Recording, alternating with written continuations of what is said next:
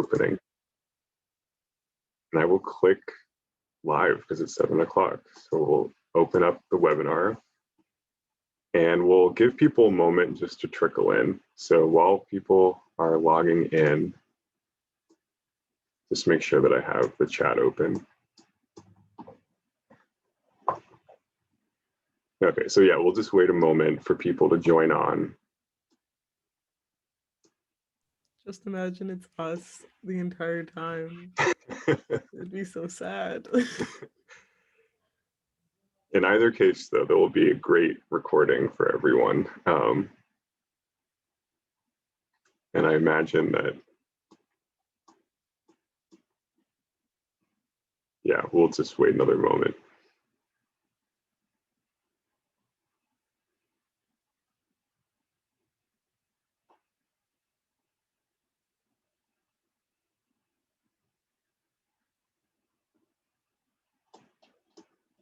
So if you are already here and you can see and hear us, can you let us know in the chat below? So if you're already on and you can see and hear us, let us know in the chat below. We're still waiting for people to, just giving them a moment to trickle in, but if you're already here, you can feel free to say hi in the chat if you can see and hear us.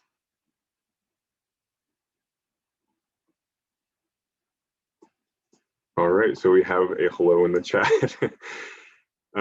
So welcome, and let's see. Yeah, well, I guess we'll slowly get started then. I'm glad that you are all here. So my name is Christopher Munoz-Colleen. I'm Assistant Director of Admissions for Access and Inclusion here at Clark. And I just want to actually start by saying congratulations again. If you're watching, it means that we were really honored to get to know you and hear your interests, and we're really excited to show you the Clark community. And in this session, we want to introduce you to the community and resources of MFGSS, or Multicultural and First Generation Student Support. Sorry about that, my PowerPoint's skipping ahead. Okay, so we'll go back to the right slide. Like I said, we really want to introduce you to the community and resources of Multicultural and First Generation Student Support, or MFGSS. Before I hand it over to our panelists, I just want to mention that we're really glad to answer your questions, and you have 2 current Clarkies and 3 members of our community from the staff, me included. So please feel free to talk to us. You can ask us questions using the Q&A. And we actually reserve time at the end for those questions. So you're welcome to start writing them in now. But with that, I will turn it over to our panelists. So Peyton, I'm handing over the microphone to you. All right, so welcome everyone to our conversation today. As we get started, I just want to echo what Chris was saying around some congratulations. Definitely recognize that for you all, going to college means different things. And so, you know, for some of you all, you might be feeling really excited. Some of you all might be feeling quite nervous or unsure about what's next. Some of you all might be entering this space being, honestly, I'm not really sure what's next, or this is the first time that I'm going to be entering a space that I'm unfamiliar with. And so I don't know how I'm going to build community, and I don't know how I'm going to make friends through all this. And so really the purpose of this webinar is, you know, to introduce you all to the wonderful resources of MFGSS, and to know that we are here to support you as you are navigating through all of these different emotions and experiences that you might be bringing into this space. So on this webinar today includes me. My name is Peyton. I use they, them pronouns. And I have been at Clark University for just under 2 years now. And I'm really proud to serve as the Director of Multicultural and First Generation Student Support. And included on this webinar also is Amina, Amina, I'll let you introduce yourself. Hi, everyone. Welcome and thank you for joining us tonight. My name is Amina Gomez, and I use she, her pronouns, and I've been at Clark, like Peyton, for just under 2 years. And I can pass it to our student guest who we have here today to just quickly introduce himself before we jump into the presentation. So I'll start with. I think you said my name right. Okay. Hi, everyone. I'm Jacky. I use she, her, hers pronouns. I'm a junior at Clark now. I work at the MFGSS office as a student programmer. It is actually my 3rd year working there now. I also serve as a connections mentor for the office. It's my 2nd year being a mentor. What else? I also founded the Latinx Affinity Space under MFGSS my 1st year at Clark. And I'm actually going to be an orientation coordinator. So hopefully I'll be able to meet a few of you virtually in the fall. And I'm majoring in sociology with a concentration in comparative race and ethnic studies. I'll pass it over to Jordana. Hi, everyone. I am Jordana. I am a sophomore here at Clark. I use she, her, and they, them pronouns. I study chemistry with a minor in political science. And for MFGSS, I am also on the student programming board. This is my 1st year working for MFGSS. And then my 1st year at Clark, I was a connections mentee. So I came in just getting the warm welcome that MFGSS has to offer. Thank you.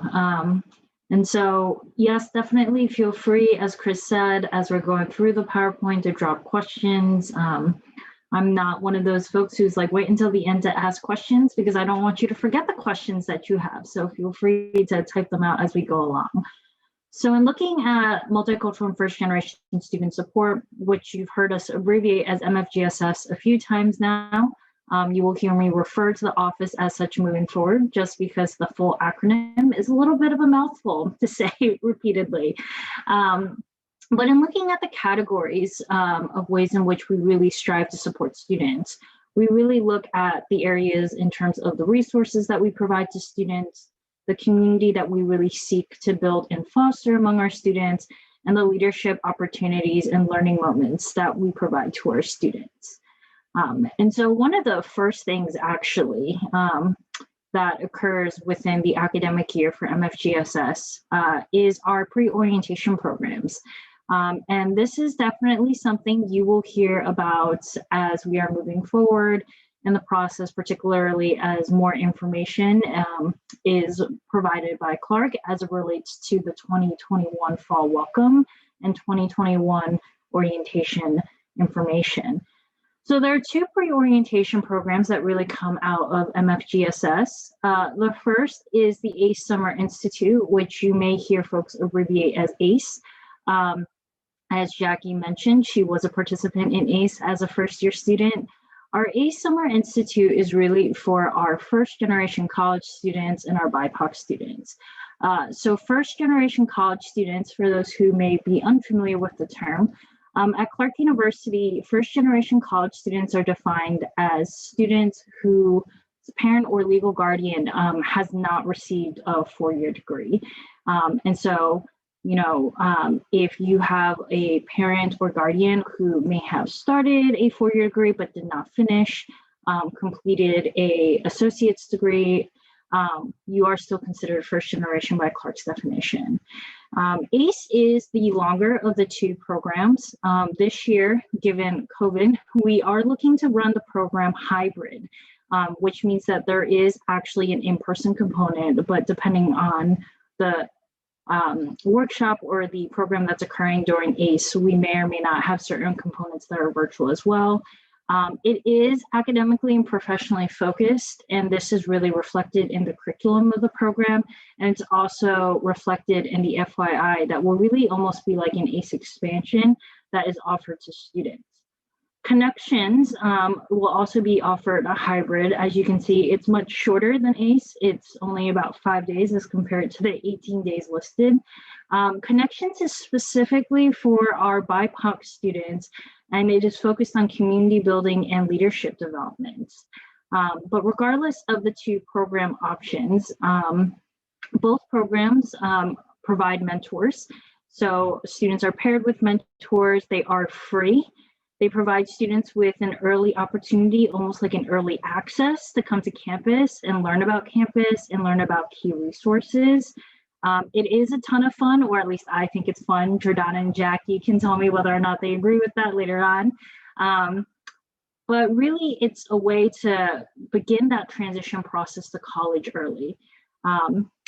It does require application. So if these are programs that you are interested in, definitely feel free to stay in touch with our office, which we will provide information for how to do so closer to the end of the presentation, but also pay attention to any information that drops on the Welcome and Orientation websites, as that information will continue to be updated and will certainly be more up to date than perhaps the information that is currently reflected on the slides.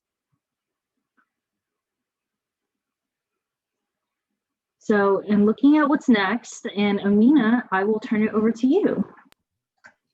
Yes, so as Peyton highlighted with our pre-orientation programs, we do offer opportunities to build community. So the pre-orientation programs are one way to do that when you first arrive on campus.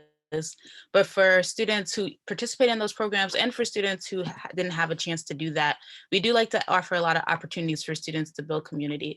And the way that we do that is a number of ways. So we do offer socials each semester. We try to, it's been a little different with the current situation, but we still try to offer some community building socials through Zoom. But we typically have them at the start of each semester. So one in the fall and one in the spring, just to welcome folks on campus, give you a chance to meet folks or to reconnect with people who you may have met during orientation. Another resource we provide is the McCann Resource Room, which is actually the space virtually behind me. So I am virtually in the McCann Resource Room. This space is located in Dana Commons, so the same building where our office is located, just right across the hall. We also have the Mosaic Suite, which is a smaller room that is managed by our office in a way, but isn't really owned by our office. And what that means is that that's really a student-owned space. That's really a space for students to come in, come study, hold student org meetings, or just like come hang out. I've seen students taking naps in there when it's really quiet during the day. We have like a nice comfy, not quite a couch, not quite a beanie bag piece of furniture in there for students to go into. And there are a number of small offices that students can use as a private study space in there as well. The McCann Resource Room is more of a organized open space. So that space includes a lending library with a number of books and textbooks that students can borrow as they need. There's also a few computers in the space. So like if you don't have your laptop or your laptop's not working for whatever reason, you can come in there and use our computers to do your work or research or whatever you need to do. And there's typically tables for students to do group study. Again, with the current situation that we're in, it's more of just personal desk, but still you can come in if you want to study in a place that's not your dorm room or, you know, not the library, and kind of switch it up and be in a place that really feels more like a community for students of color and first-gen students. We definitely have the McCann Resource Room open, and that will open later in the semester once spaces and restrictions allow, at least for the semester, and should by the time you come to campus be fully open and operational.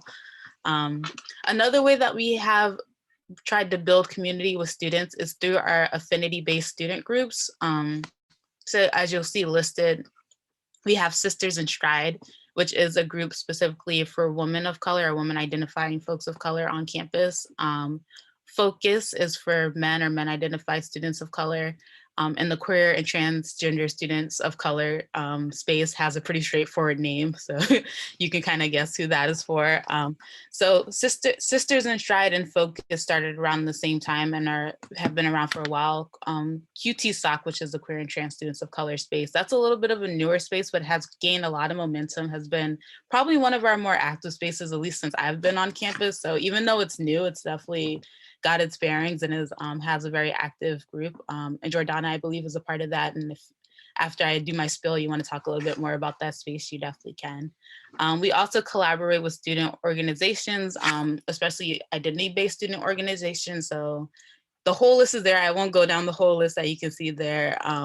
But if you think of like the BSU or like the LGBTQ groups on campus, groups on, we often collaborate when they want events, they often hold them in our spaces. We sponsor them as need be if they need a little more financial help or anything like that. But yeah, that's the big community umbrella. So if you have any questions about that, I think this is a good spot to let our student guests jump in if they want to talk about some of the spaces. Jacky mentioned that she founded the Latinx student space, which is a space, it's kind of a need be space. It depends on the interest of how many students want to participate. It's also more of a newer space. And we also have a first gen affinity space for first gen students, which again, depends on student interest on how actively those groups meet. So I'll take a break from talking, Jordana or Jacky, if you want to say a little bit more about the spaces you're involved in. I can talk a little bit about Sisters in Stride to begin with. I was in Sisters in Stride for maybe 2 or 3 semesters. My availability has changed due to classes, which is why I haven't continued. But it is a place that I hold very dear in my heart because my first year, it is one of the very few spaces where I was able to connect with students of color, for women identifying students of color. So I made a lot of friends there. I made a lot of connections. Sorry, the connections, the program. Okay. Yeah, I made a lot of different connections there. And I don't know, I feel like it's a great place where I created a community at Clark, with Clark being a predominantly white institution, or PWI. It's something that I definitely feel like I needed. I believe we met every other week, so it was really nice to just sit in a space where you feel comfortable, where you feel like you can just be yourself. You get to learn so much about the other people and their own lived experiences outside of Clark and at Clark, and it really is just a very uplifting community. And then for the Latinx affinity space, I founded that my first year, and as Amina mentioned, every semester is kind of different just because of COVID. It's been a little harder for me to transition and work on that. But basically, I started the Latinx affinity space because I felt like that was something that was missing in my experience at Clark. It was really hard for me to meet Latinx identifying folks for one reason or another. So I kind of got together with some people and we started meeting. We had a taco night once, little things like that. But yeah, I'll let Jordana speak now.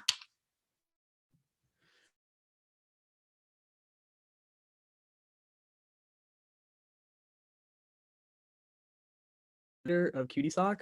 For Sisters in Stride and QTSOC, I just want to say that they really helped me because coming in from a predominantly white institution in high school and then going into another one, I was expecting to, kind of be in a position where I was, not really focusing on my my race, but that I was just going to be existing on Clark's campus. But then when I joined these groups, I acknowledged who I was, and it helped me become more comfortable being a person of color, especially a woman of color.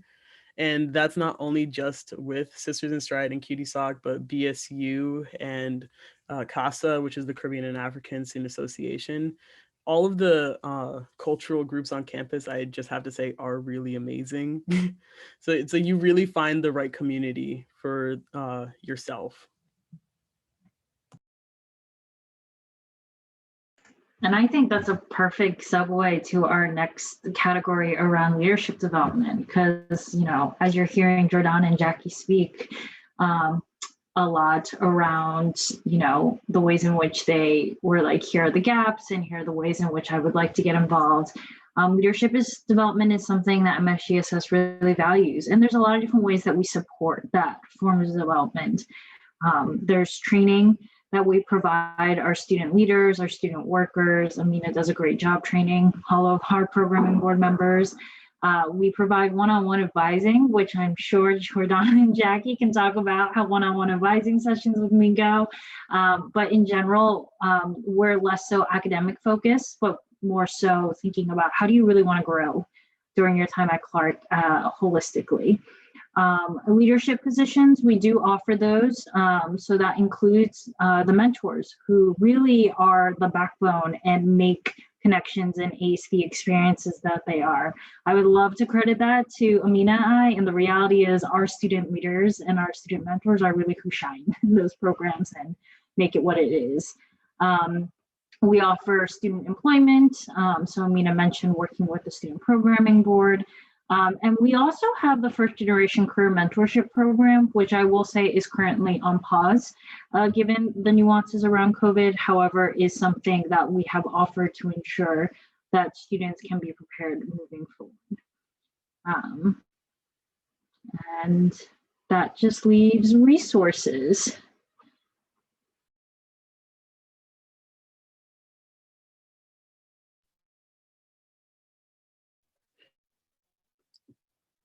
Slide switch for me just yet, but I'll also add that Jordana and Jacky are also office. They've had a good experience working with us. Jacky has been working, and Jordana joined us this year.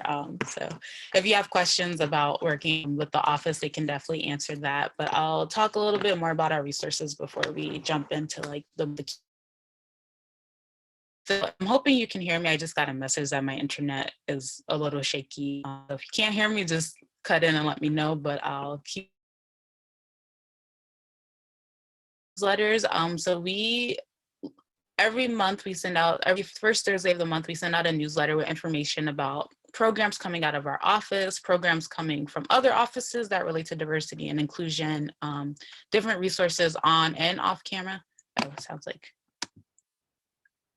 Okay, I've turned off my camera. Can folks hear me a little better now? Let me get a thumbs up. Okay. All right, perfect.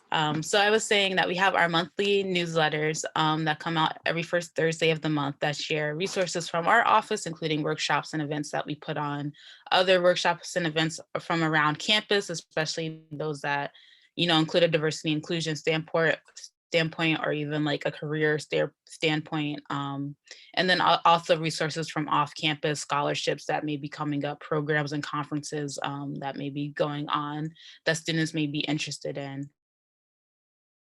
As Peyton mentioned, we also offer advising. So I saw there was a question about financial aid in the chat. And while we are not a part of the financial aid office, we can certainly point you in the right direction if you come to our office asking questions in an advising session. We also offer monthly workshops. I mentioned that what goes out in our newsletter includes our workshops, and some workshops that we've done in the past include time management. So just learning how to like figure out how to study and create a study plan, or just manage your time coming to college for the first time. It's like, it feels like I have a lot of time, but then I have so much work to do, like things like that.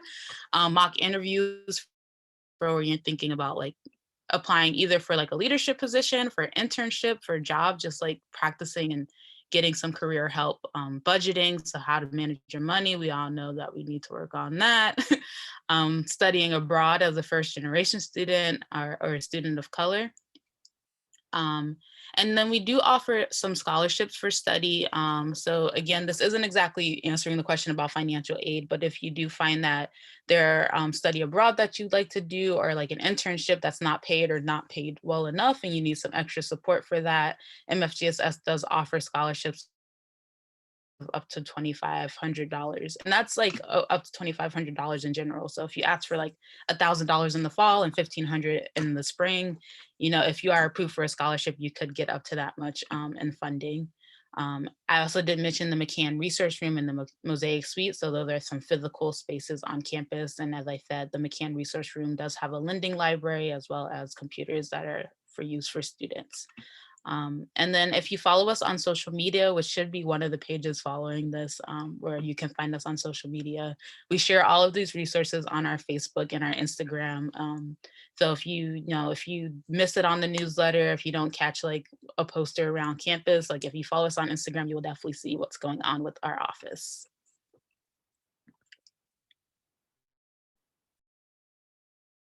Yeah, and just definitely want to echo that. The easiest way to keep up to date with us is to follow us on Facebook and Instagram. And of course, as Amina mentioned, we do have a monthly newsletter that you are welcome to get on that email chain for by emailing us and just asking, hey, can we get added? Happy to do that. We also post all of our events on Clark Engage. In general, if you have not heard about Clark Engage at this point, I highly encourage you check it out because this is a great way to learn what's going on at Clark in terms of not just MFGSS, but overall in terms of different activities, meetings, programs, experiences, etc. And yeah, with that, if you have any questions, feel free to ask. You can also directly email either Amina or I. We're happy to answer those questions. I will say email is a bit easier to get a point of contact right now, just because we're fluctuating the hours that we're in the office given the current context. So I will say if you are looking for a quicker response, email is definitely the way to go. And Chris has already provided that for you all on the slide. So yeah, questions, anyone? You see a few questions in the chat on the Q&A from Sabrina. I don't know, Sabrina, if you wanted to ask it out loud, but I can go ahead and read it. So you asked for some examples of MSGS workshops and if students get to choose the workshops. So I'll start with those two questions because the next one is about ACE. So I did mention a few examples as I was going through, but I do recognize that I talk pretty fast, so I can go back to some of the examples of workshops. So we've had workshops on time management, and we partnered with the Academic Success Office for that. We've had workshops on budgeting and money management. How we typically every year do a study abroad panel with students who have studied abroad, and particularly with in to our office there. Other workshops we've had more like fun activity kind of workshops too. Like we've had game nights. We've had a game of Among Us where we just had students log in and play Among Us with us as more of a community building kind of event. The mock interviews I mentioned. It's a very diverse kind of workshops. As far as do students get to choose the MFGS workshops? So I'll answer that in two ways. You can choose which workshops you attend, which I'm not sure if that's what you meant in the question, or if you're asking like the types of workshops that we put on, do students get a say in that? So part of that is with our student programming boards. So our student workers do get a lot of a say on like what our workshops are. They sometimes even plan out the full workshop. So that's part of like the student voice there, but we also do an annual survey with students to get a sense of like what students want out of a workshop or like what they want to see from our office. So if you do participate in our office, you would get an email to fill out that survey, and that gives us more feedback on like the kinds of workshops that we should have. But if you have an idea for a workshop and you didn't do that survey and you just like want to come into the office and tell us what to do, I'm always open to new ideas. So like, I would definitely like be open to a student who's just says like, oh, you know, you should do this workshop. And I'm like, oh, sure. Why? If we can, we'll definitely try to do it. And then the second question that you have here is the ACE Summer Institute also focused on leadership development? Oh, I can answer that. Yes, 100%. Yes, there's definitely some leadership development there, but I'll let Peyton elaborate. I was going to say, actually, Jacky, you could probably talk about this best since you went through ACE. So, what was the question? I don't see it in the chat. So it's in the Q&A. So the question is the ACE Summer Institute also focused on leadership development? Because I had noted Connections explicitly centers that, but as a participant in ACE, would love for you to answer that, but also just share a little bit more about your experience with ACE. Okay. So you're gonna make me think back to like 3 years. Let me think. Okay, no, I'm joking. Yeah, ACE. Oh my gosh, there's so much with ACE. You get a pretty tight schedule. There's so much to do, at least my year, because it was in person. But basically,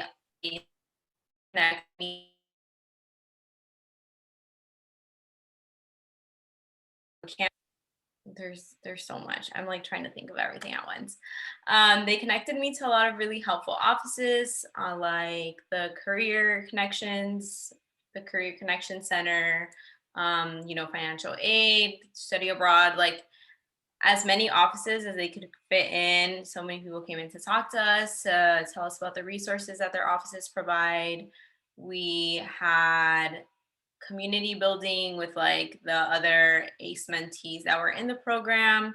A lot of my really close friends are still from ACE. My roommate that I live with now is actually from ACE. So you build a lot of connections that you keep during your entire time at Clark. I would say I'm a junior now and I still have friends from there. I would also say that there is leadership development and a lot of identity work as it relates to like learning a lot about like history and like certain ethnic and racial groups, and learning about what it means to be first gen if you fall into that category. There's so much. Is there anything else in particular that you wanted me to hit? No, I think that's good. Thank you. And I was going to say, just to be fair to Connections too, even though the question hasn't been posed, Jordana, if you would like to talk a little bit about your experience in Connections, and Jacky, you could jump in again after Jordana because you served as a mentor for Connections now twice. So.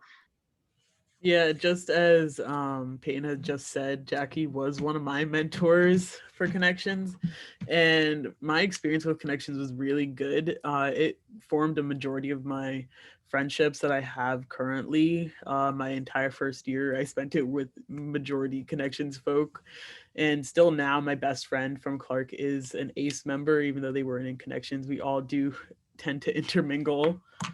With Connections, I found that like we did have to wake up early and do a lot of stuff during the day, but you are connecting with other people and you're acknowledging other people's stories and you're hearing about their experiences, and it's really interesting. So even though you're up earlier than you would like to be, it's still engaging, and you do get to have a lot of fun. I know they're not going to have like lunch in the cafeteria anymore now because of COVID, but I know when I was in Connections, that was one of the best experiences, just sitting down and eating with all the other Connections mentors and the Connections mentees.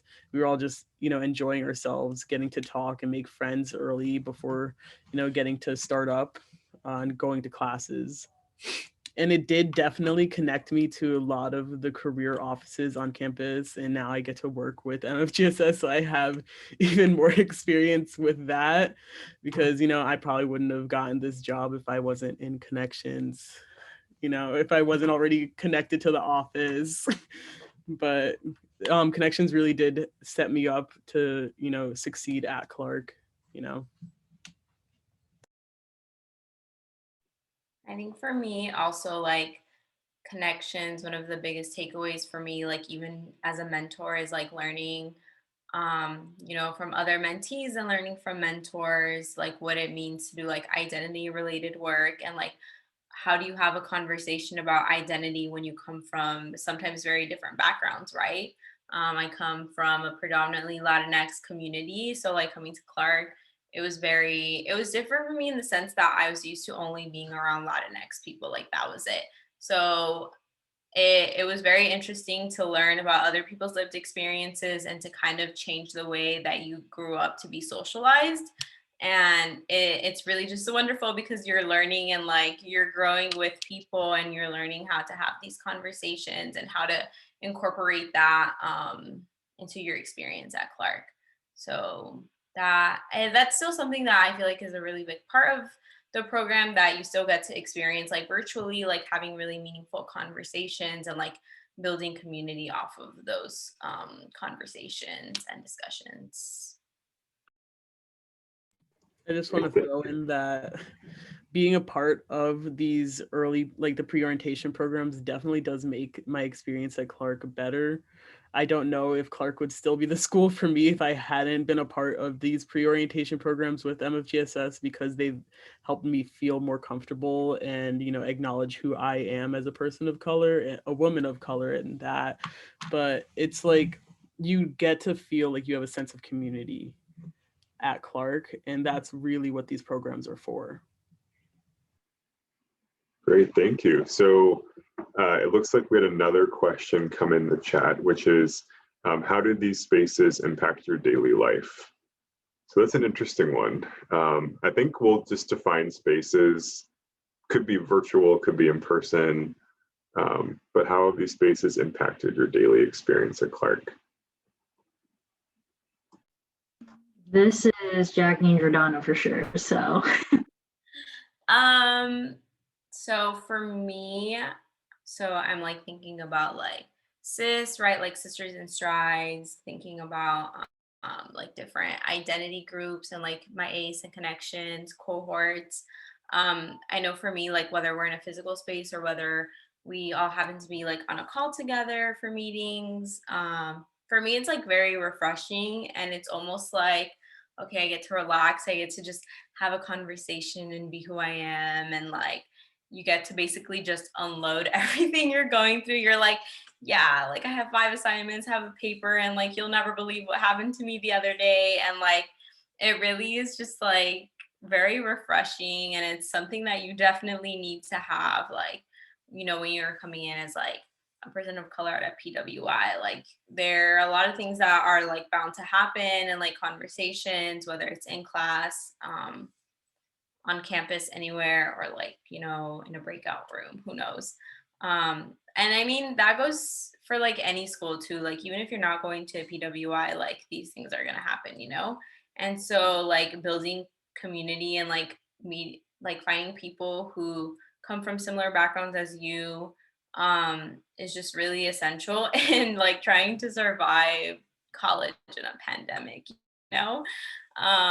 Especially with like and racism happening right now, like, you know, everything that we see and we consume. Yeah, it's just, I can't really emphasize how important it is to find a group of people who will like accept you for who you are and listen to you rant about the same thing for the 3rd time that day.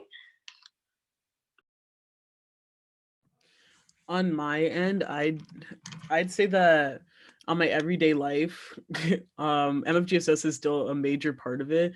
I had a conversation with my mentor yesterday, and the conversations last forever. It's like Jacky was saying, you're finding like another friend. It's like we had a topic that we were supposed to be working on, and we are like, it's going to take 30 minutes. We were talking for like an hour because you're finding that other person that you can relate to, and you're not hiding anything. And that's what a lot of these resources that MFGSS has to offer provides you, you know, someone that can relate to you. You can, you know, feel comfortable talking to them. Thank you both. And I will just add on, I was excited when I saw Amina's background, because that is a room that I think everyone on this, all of the panelists can have a lot of warm associations with. So I worked with Focus, which is the group for man identifying students of color. And whenever we left our session, so we had like bi-weekly meetings, there were always like other students kind of like waiting in the lobby to come in and do homework or just hang out in the evening. So I just loved that Dana Commons is really a space that I think becomes part of your daily life on campus. I mean, it's like you can do homework there. I think Amina mentioned the beanbag sofa chair mixture that is in Dana Commons as well. There's just a lot of spaces to relax and really spend your time throughout the day. So it really is a hub for students on campus. So we did have one final question, and I just want to say, if any of you watching want to add in a last question, feel free. But I see one final question, which is, what do you love about Clark? And that's a really open question. So and this can be anyone who wants to share. I will start us off and say it's really the community of the students and staff. I will say that when we were putting this webinar together, I was excited about every single person on this call being here. And I just, like Jordana, actually, we met when you were in Connections, because we had a Connections dinner and we were at the same table. And that is just really wonderful to get to see our students and just be in touch along the way. And Peyton and Amina and I I mean, it's always wonderful to work with both of you. So, and Jacky, you were always one of those students that when we ended the focus meetings would be outside ready to come in the McCann resource room. So that is what I love about Clark, but I will hand it off to whoever would like to add on. I can jump in here because I have a similar response. It's definitely the community, definitely the students, the staff, but I think the students a little more to be a little biased. So I also help run the Sisters in Stride space, and that is definitely a highlight of my bi-week because we do it bi-weekly, so it's not every week. But I think, you know, in that space, even though I am acting as staff for the office, like I feel like I can just come into that space and be a part of the community and jump into the conversation. And like, for me at least, I totally enter that space like as a peer and not like as an authority figure, even though I do have to like order the food, which I didn't mention that all of these spaces get food when they're in person. So like that's another perk to joining our affinity spaces. But I love having that conversation. It brings me back to like when I was a college student and I could just like, you know, go into like a study hall and just be like, well, let's just talk about this topic and talk about it for hours instead of studying and just connect with each other. And I feel like at Clark, there's like a unique kind of student who is very like thoughtful about like the world and very thoughtful about like themselves and their identities. And I love to see that, and I love to see students grow and like come to a realization and have an idea and be like, oh, like this is what I've been thinking, or like this is what I've been feeling this whole time. Like it's just really great to be in that community, which I'm definitely missing not being in person, but hopefully we will be back there soon. I can hop on next. For me, my sole, like one of my sole reasons for coming to Clark was the community, because it was the only school that I went to where it felt like they were actually accepting me open arms. You know, I was inside the library and a student came up to me like, oh, are you like a interested student? Like, how are you feeling? And asking me genuinely how I felt about Clark, and no other school like had students that would come up to me and do that. So I definitely agree with Chris saying that the community at Clark is one of the things that I definitely love here. They make you feel welcomed and essentially wanted, you know? Yeah, that's kind of all I have to say about that. And I will co-sign the community thing. Yes, Jacky, I jumped in because I think a student should have the final word. I will co-sign the community. We'll also say this. Clark's kind of a quirky place, and I'm quirky, and the students are quirky, and the staff are kind of quirky, and you would think all of that quirkiness would just be super awkward, which don't get me wrong, sometimes it is, but it also just works.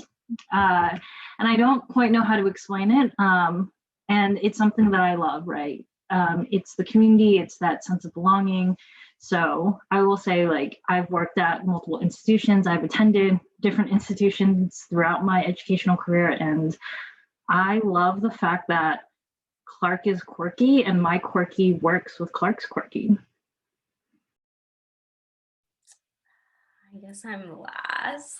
And I hate to be basic, but I was like, what can I say that is like so different? But like nothing came to mind. Well, like things came to mind, but it won't top this. For me, my favorite thing about Clark is how quickly people are to wrap themselves around you and like support you and care for you. And like it like that make you feel like, well, this is a person like they care about like your mental health, they care about like what's going on in your life, and like it's not just, oh, you're a student, you're here, you know, to get your degree and you're out. It's like even like your peers, like everyone is just always checking in, like, oh, are you okay, like what's going on, like when something happens and like people find out, they're like, oh my gosh, just her, are you okay, like what can I do to support you? And it's like this constant feeling of like people being there to support you and people being like ready to be like, oh, you have this idea, okay, let's run with it, let's do it. And I feel like that's just such a Clarky thing where it's like, you want to do something, okay, let's map out a plan, like let's do this right now. And it's just like people don't say no to you, they're like, okay, let's run with it, you can do whatever you want to do. It's like a very Clarky thing where, you know, like our motto is like challenge convention, change the world. I feel like some people take that like very literal, like, okay, like let's do this. And like, it's just really good energy to be around. So I think the community, the community, that's my favorite part. Yeah, I couldn't agree more. Yeah, I mean, that really is, I think, the theme of Clark, at least from whenever I get the chance to talk with, like honestly, even before, this is a little behind the curtains for the audience, but before this call, we were all just chatting and catching up. And, we all know the same students, we know the same faculty members. It really is a community feeling. And I hope you all got a sense of that. It looks like we did have one last question from Sabrina. How can students apply for the MFGSS program? So I'm thinking, Sabrina, if you meant ACER Connections, I'll hand it over to Peyton or Amina, but if you didn't mean ACER Connections, feel free to clarify in the chat, but I'll pass it off to Peyton and Amina for that. If you are referring to ACER Connections, those applications will go live in May and June. So ACE, because of the start date, which is projected to be August 1 actually right now, that application will go live as early as end of April into early May. And all of that information will be able to be found on the welcome page of 2021, which has not launched yet. So if you can't find it, that's totally okay. It's not set to go live until April. You will also very likely receive an email from MFGSS or a phone call from either Amina or I. It's actually a phone call, it's not spam, I promise. And actually, we're also working really closely with admissions this year.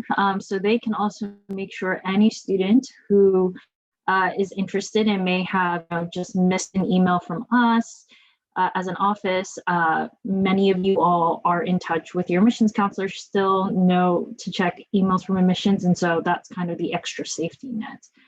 But if by mid-May, you're like, I have seen nothing about this, feel free to email me or Amina, and don't worry, we will make sure you get the link to the application because we want as many people as possible to apply. That sounds wonderful. Yeah, so, and of course, Sabrina, yes, I'm just also gonna echo Sabrina's point and just say thank you to Jordana, Peyton, Jacky, and Amina for joining us. This was a lot of fun. I don't know how the hour flew by so quickly, but thank you all for taking time. So just for the audience, we're in week 2 of classes at Clark. So it's a time of a lot of new things happening at once, but I'm really grateful that all of you are able to join us.